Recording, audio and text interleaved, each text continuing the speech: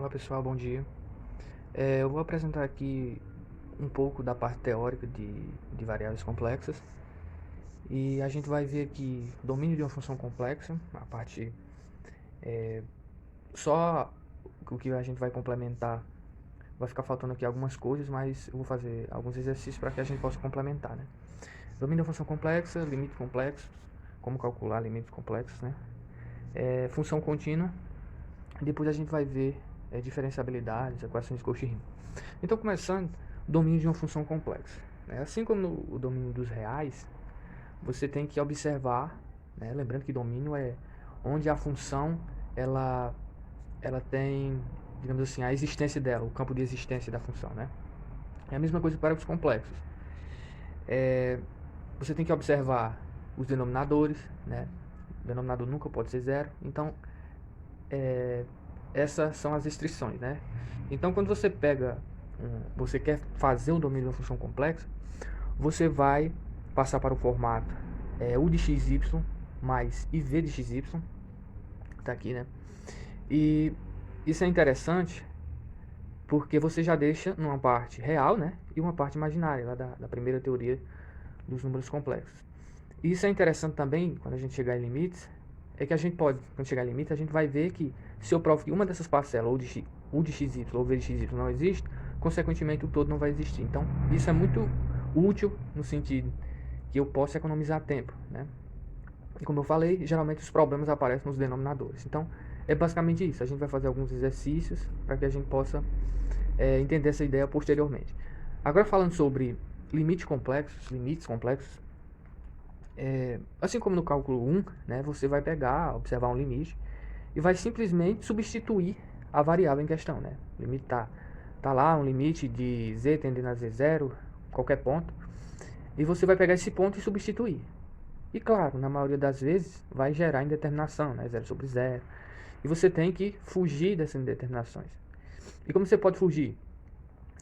Você pode fugir se uma função for dois polinômios, você tem numerado um polinômio no denominador outro polinômio, e se o polinômio do denominador for menor, ou seja, o polinômio do numerador é maior, né, você pode efetuar essa divisão. E também, isso aqui também você pode, claro, obviamente, fatorar e tentar fugir das indeterminações, ok? Então é basicamente isso.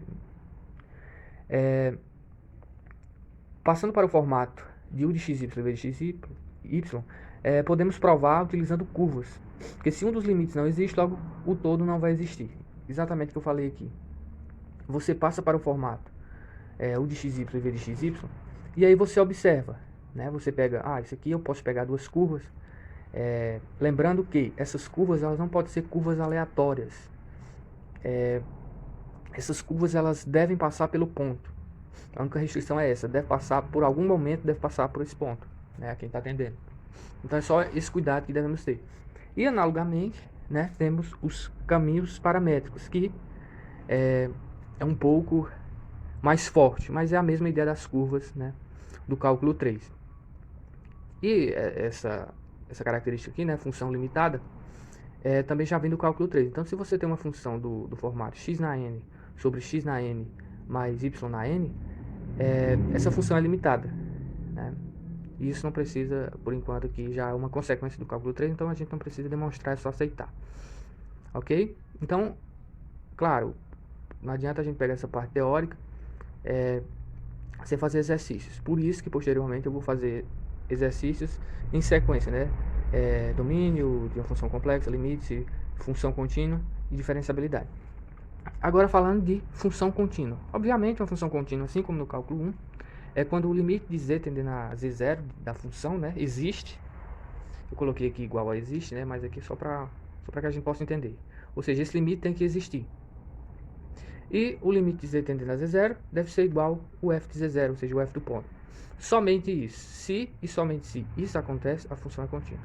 Então perceba, é muito sugestiva, as questões já vêm no formato pronto, elas dizem assim, prove que a função não é contínua em um determinado ponto. Então você já vai direto, tem que provar que esse limite não existe.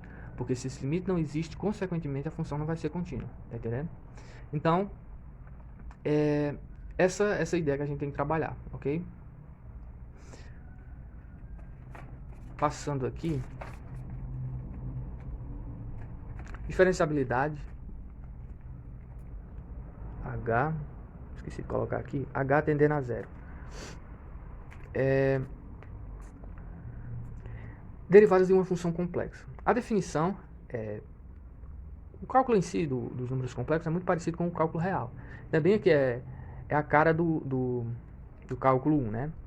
A definição de derivada. Né? Você tem um limite, h tendendo a zero, de f de z mais h, menos f de z dividido por h.